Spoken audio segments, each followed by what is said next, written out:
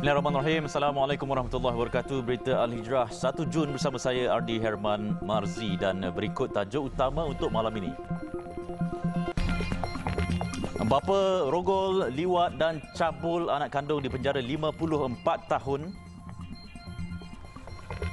Juga lelaki bunuh dan bakar teman wanita berdepan hukuman mati.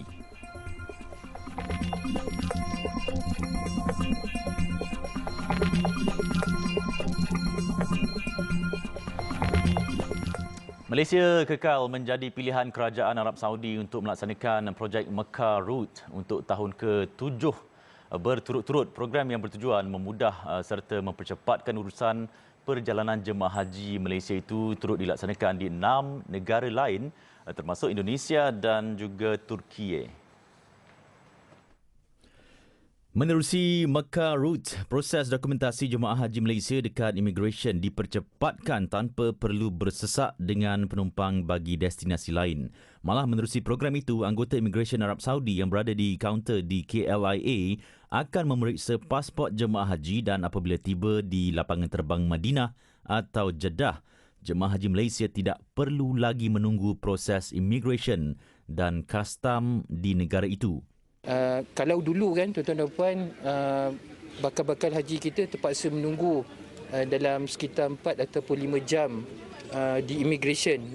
Tapi dengan adanya perkhidmatan Mecca Route ini, tuan-tuan dan puan nampak seramai lebih kurang 55 pegawai daripada kerajaan Saudi yang ditempatkan di sini selama sebulan untuk memudahkan perjalanan bakal-bakal haji kita. Menteri di Jabatan Perdana Menteri Hal Ehwal Agama Datuk Dr. Muhammad Naim Mukhtar hari ini berkesempatan hadir meninjau Mecca Route di lapangan terbang antarabangsa Kuala Lumpur KLIA. Beliau turut merakam penghargaan kepada Kerajaan Arab Saudi serta Raja Salman Abdul Aziz Al Saud kerana meneruskan program Mecca Route di Malaysia. Sementara itu, Duta Arab Saudi ke Malaysia, Saad Ibrahim Abdullah Al Sulaim mengucapkan terima kasih kepada Kerajaan Malaysia atas kerjasama menjayakan program berkenaan. وإن شاء الله نراها يعني تتطور بإذن الله تكون من صالح إن شاء الله الحجاج وراحتهم بإذن الله.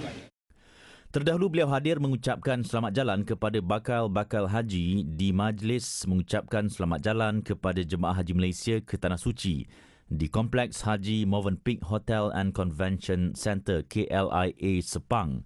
Kumpulan bakal haji seramai 356 orang berlepas ke Madinah menerusi penerbangan SV5669.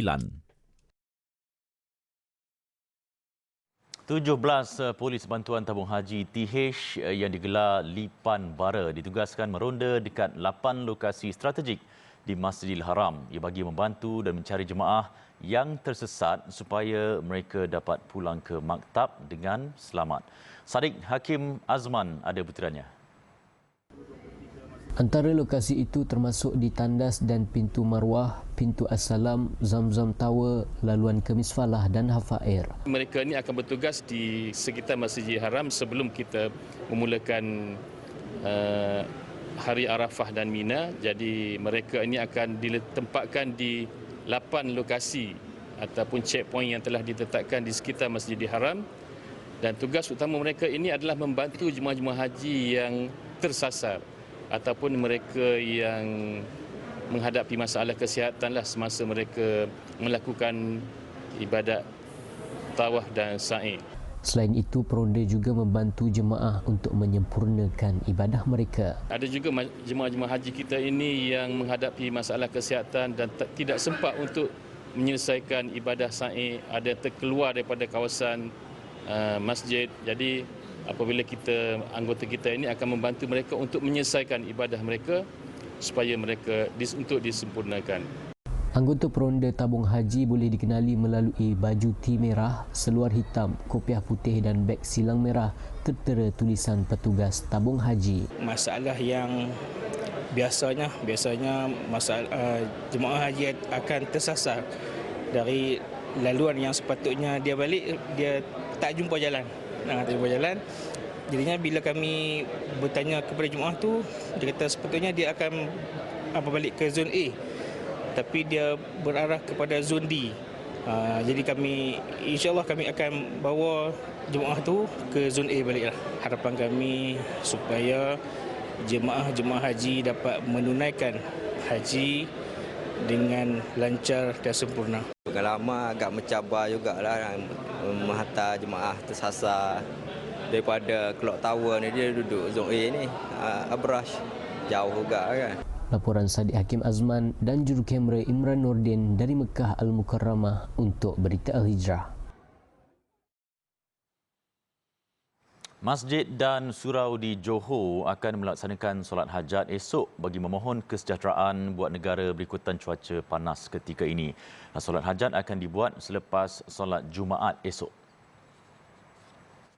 Pengerusi Jawatan Kuasa Hal Ehwal Agama Islam Johor, Muhammad Farid Muhammad Khalid berkata, keadaan cuaca panas dan kering melanda negara ketika ini memberikan kesan kepada kehidupan masyarakat dalam urusan seharian. Saya percaya bagi pihak kerajaan negeri, kita mengambil saranan itu, kita sambut. Bahawa negeri Johor juga akan membuat kaedah yang sama, solat hajat dan juga doa selamat bagi mohon Allah agar suasana pada hari ini lebih tenang, lebih nyaman ya, dan memberi keselesaan kepada semua orang, termasuk diri kita dan juga anak-anak. Esok ke YB? Ya, secara moleknya kita buat solat hajat tu adalah pada pada Jumaat tu, dan semua masjid dan surau boleh melaksanakannya pada waktu-waktu solat yang lain juga. Beliau ditemui selepas majlis multaka guru-guru Al-Quran bersama Johan Qari dan Qariah Antarabangsa Negeri Johor di Pusat Islam Iskandar di Johor Bahru. Semalam Menteri di Jabatan Perdana Menteri Datuk Dr. Muhammad Naim Mokhtar dilaporkan berkata, JAKIM akan menganjurkan solat hajat di 3 masjid utama pada Khamis, iaitu Masjid Negara di Kuala Lumpur, Masjid Putra dan Masjid Tuanku Mizan Zainal Abidin Putrajaya hari ini.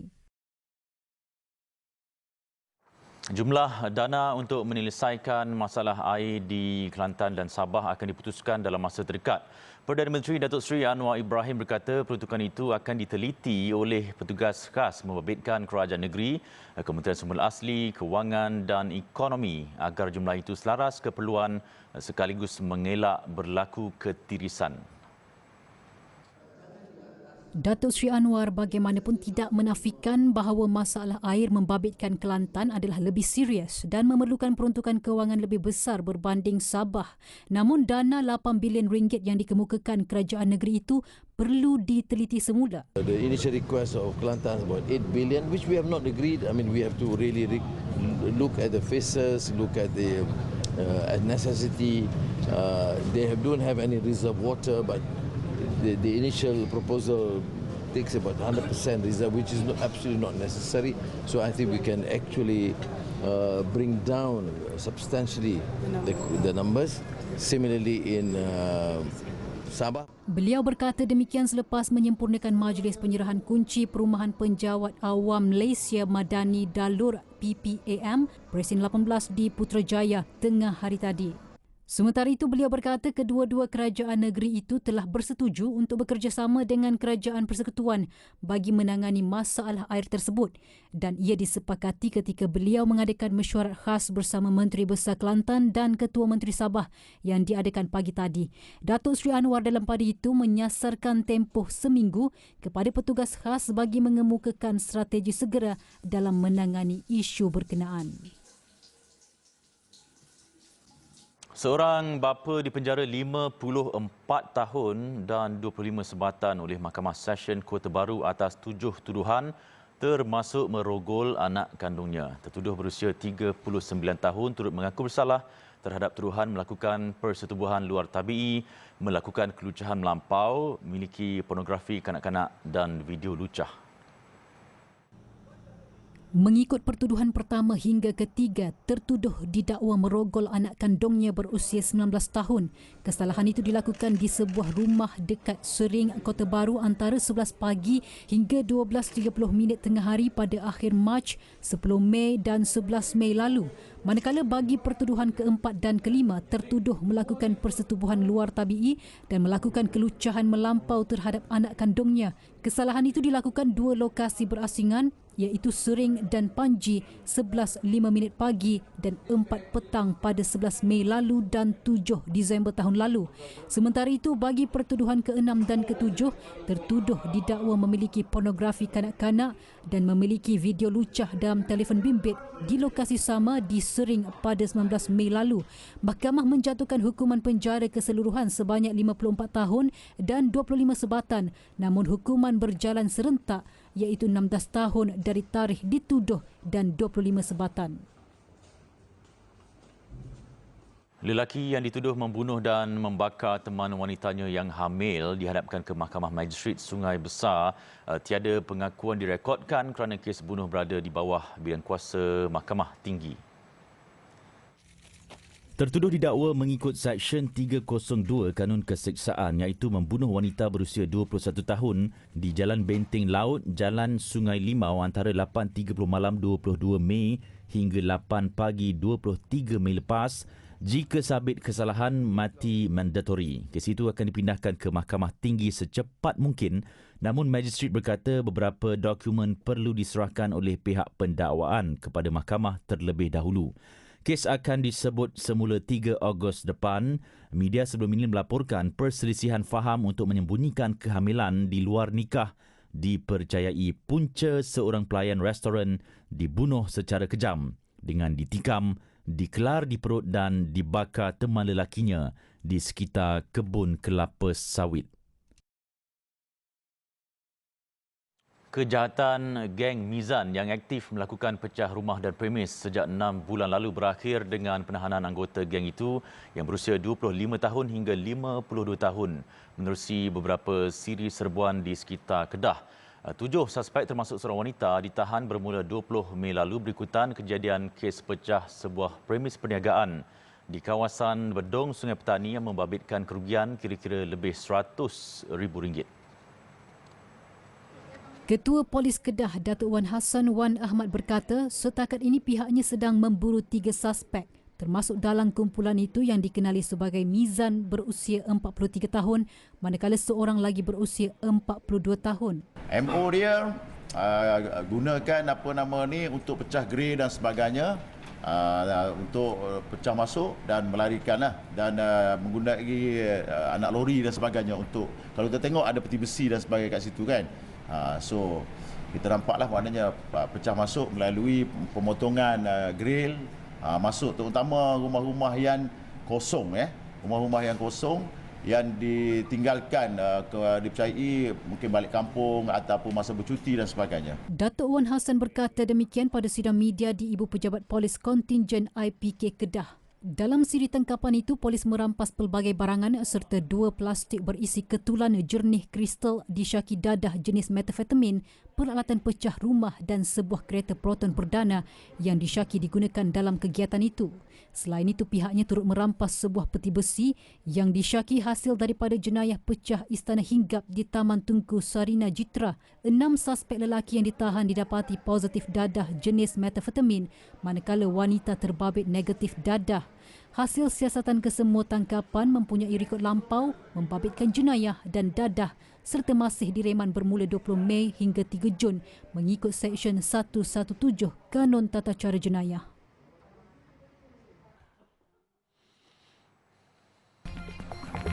Mekanisme pemberian subsidi petrol RON 95 perlu teliti.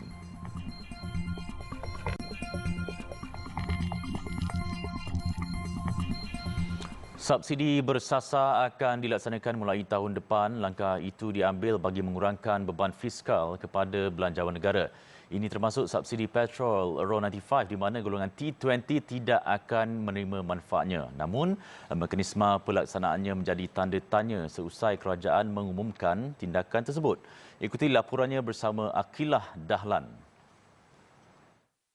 Timbalan Perdana Menteri Datuk Seri Zahid Hamidi sebelum ini berkata, projek rintis pembekalan petrol RON 95 dan diesel tanpa subsidi sedang dilaksanakan di Perlis.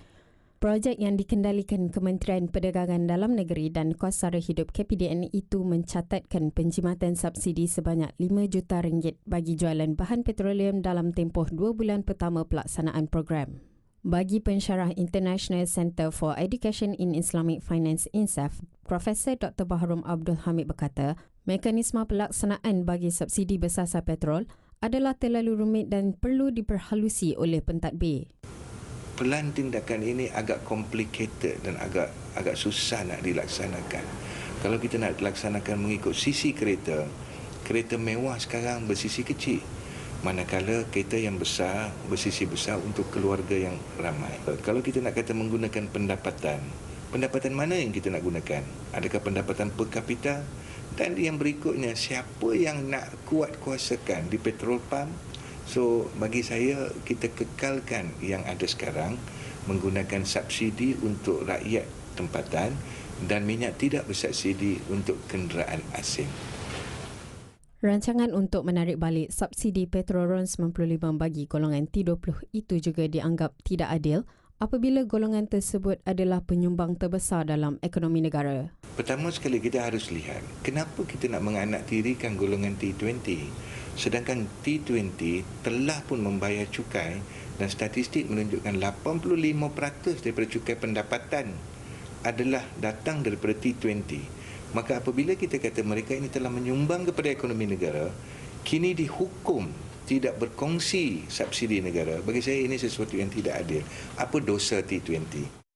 Sementara itu, tinjauan di sekitar ibu negara mendapati orang ramai memberikan pelbagai reaksi terhadap isu tersebut kerana khawatir ada golongan yang tidak akan menerima manfaat daripada inisiatif baharu itu. Okey, subsidi itu harus diberi kerana ia masih diperlukan oleh masyarakat. Walaupun kerana selepas endemik ini masih orang belum recover lagi. Jadi saya rasa buat masa kini dia tak perlu, jangan berhentikan subsidi walaupun petrol atau elektrik harus diberikan juga. Itu pandangan saya lah. Honestly, pada pandangan saya, baguslah, satu inisiatif yang bagus. Untuk utamanya bila kerajaan boleh tarik balik subsidi pada T20 mungkin sebenarnya lebih daripada mampu untuk bayar, untuk cover minyak diorang kan. Cuma dan lebihan subsidi tu mungkin boleh disalurkan pada perkara yang lebih penting lah, perkara-perkara lain yang sebenarnya sekarang ni lebih mustahak lagi, terutama golongan B40 lah. Rasanya kalau orang tu mampu pakai minyak berharga biasa, okey. Tapi macam mana dia nak tahu siapa yang perlu disasarkan? Maksudnya macam mana nak tahu orang tu T20, siapa B40? Takkan tengok kereta je kan. So mungkin perlu diperhalusi lagi untuk semua orang faham. Bagus ke tak bagus tu, benda kena buat dulu baru kita tahu rasanya. Selagi di peringkat idea, orang boleh cakap je lah. Dalam masa sama, mereka turut berharap usaha kerajaan ini dapat dimanfaatkan kepada seluruh rakyat Malaysia. Apa yang penting, mekanisme pelaksanaan perlu ditentukan supaya subsidi bersasar petrol RON 95 tidak disalahguna. Harapan dia, harap apa-apa pun tindakan dibuat adalah untuk mempermudahkan rakyat lah. Kalau dia kurangkan subsidi, dia adalah untuk kebaikan rakyat. Maknanya ada orang yang akan dapat kemudahan yang lebih. Usaha kerajaan dalam melaksanakan subsidi bersasar petrol RON 95 perlu diperhalusi lagi. Rakyat mengharapkan agar subsidi bersasar ini adil dan benar-benar membantu golongan yang terkesan. Laporan Akilah Dahalan, Berita Al-Hijrah. Kemusnahan rumah yang dialami keluarganya akibat banjir musim tengkujuh tahun lalu masih tidak dapat dilupakan Yusdi Muhammad Amin, 52 tahun. Dia yang juga orang kelainan upaya OKU fizikal tangan berkata sebahagian rumah ibunya Maimun Mamat, 79 tahun di Kampung Bukit Gemuruh, Hulu Terengganu rosak teruk akibat bah tersebut. Menurut Yusdi, rumah ibunya ditenggelami air sedalam 3 meter menyebabkan semua barangan rosak manakala tandas pula roboh dihempas arus deras. Katanya lebih menyedihkan dia tidak mampu membantu membaiki rumah ibu sendiri ekoran kesempitan hidup dan statusnya sebagai OKU. Namun beliau bersyukur Yayasan Ikhlas membantu membina semula tandas rumah ibunya itu dengan kos RM16,000 yang siap sepenuhnya minggu lalu. Tengok rumah mak habis berselerak, barang-barang pun dah hanyut air semua. Tapi alhamdulillah lah mak saya sempat menyelamatkan diri. Terima kasihlah semua kepada Yayasan Ikhlas kerana menolong bikin rumah saya yang rosak ni, dan tandas-tandas yang rosak tu meringankan beban keluarga saya. Dan saya pun dalam golongan OKU, tak boleh nak bantu mak saya mana itu. Sementara itu, Pegawai Pertahanan Awam Hulu Terengganu, Kapten Muhammad Zabri Abdul Razak menasihati penduduk agar mementingkan keselamatan diri apabila rumah dinaiki air. Beliau berkata mereka perlu segera berpindah dan tidak perlu terlalu memikirkan harta benda kerana kerosakan itu boleh dibaiki dengan bantuan pihak tertentu seperti Yayasan Ikhlas. Ya, untuk semualah saya pesan kepada penduduk kampung lah, bila berlakunya banjir ni jangan risaulah mengenai harta benda, ternakan ke, selamatkan diri dulu masing-masing. Itu pesanan saya lah. Bila diarahkan berpindahlah segera. Jangan tunggu diarah, jangan tunggu air naik baru kita nak berpindah. Eksekutif Sukarelawan dan Pengurusan Bencana Yayasan Ikhlas Muhammad Hanizam Azman pula berkata 350 keluarga yang terjejas banjir musim tengkujuh awal tahun ini telah menerima bantuan barangan keperluan masing-masing. Yayasan Ikhlas juga membantu membaiki 26 rumah mangsa banjir yang terjejas teruk dengan 21 daripadanya telah siap sepenuhnya. Okay, alhamdulillah untuk projek beg rumah ni, protokol yang diberikan oleh Pembangunan Nasional Berhad PNB adalah sebanyak RM500,000. Memang kita target kepada 11 buah rumah di kawasan Hulu Terengganu ini sahajalah. Okey, untuk projek beg rumah ni ada total kita ada di Pantai Timur ni ada 26 buah rumah. Tapi yang dah siap sekarang ni ada 21 buah rumah termasuk di Hulu Terengganu ni lah. Ada total 21 lah daripada 26. Orang ramai yang mahu bersama-sama Yayasan Ikhlas membantu mangsa bencana boleh menyalurkan sumbangan menerusi akaun tertera dengan rujukan projek bencana atau hubungi talian 019 611 5954. Telah tiba pencarian bakat untuk digelar Da'i Muda Yadim 2023. Jadi anda telah bersedia untuk merasai cabaran sebenar dunia dakwah. Anda telah bersedia untuk melestarikan gerakan dakwah dalam dunia yang penuh mencabar ini.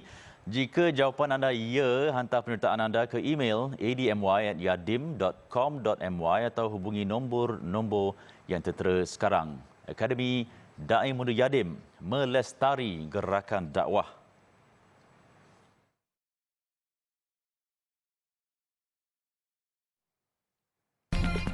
Selepas ini, bapa tikam mati anak sendiri.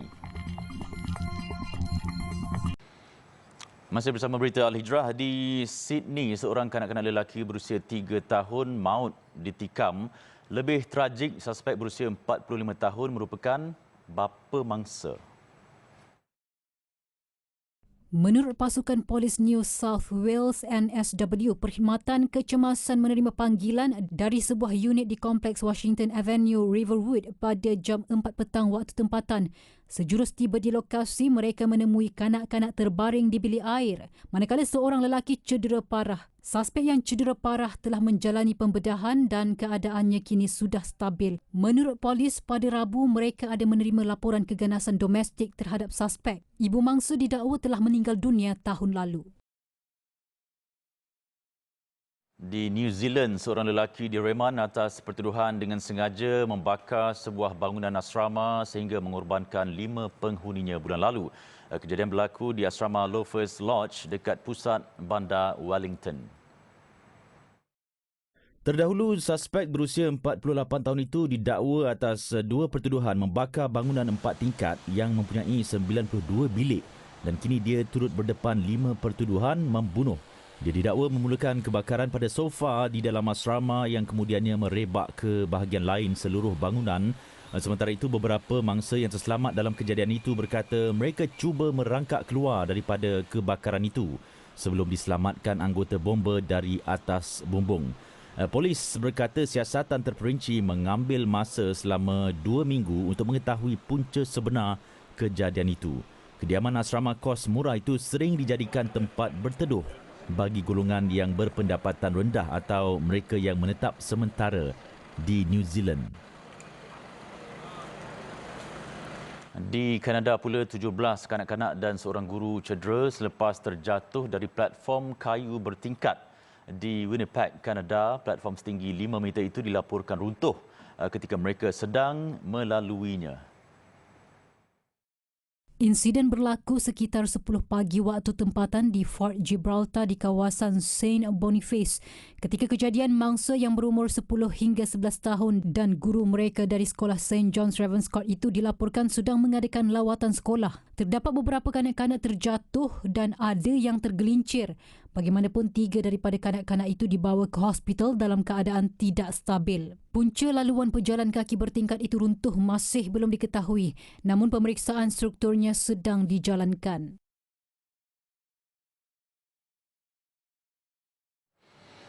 Baik, sekian untuk malam ini. Banyak lagi kandungan berita Al-Hijrah menerusi platform media sosial seperti Facebook, Twitter, YouTube, Instagram dan juga TikTok. Dan jangan lupa alhijrahnews.com untuk laporan berita dalam dan luar negara serta artikel eksklusif. Saya Adi Harman, satukan ummah dengan ilmu bagi memperkasa Malaysia Madani. Assalamualaikum warahmatullahi wabarakatuh dan selamat malam.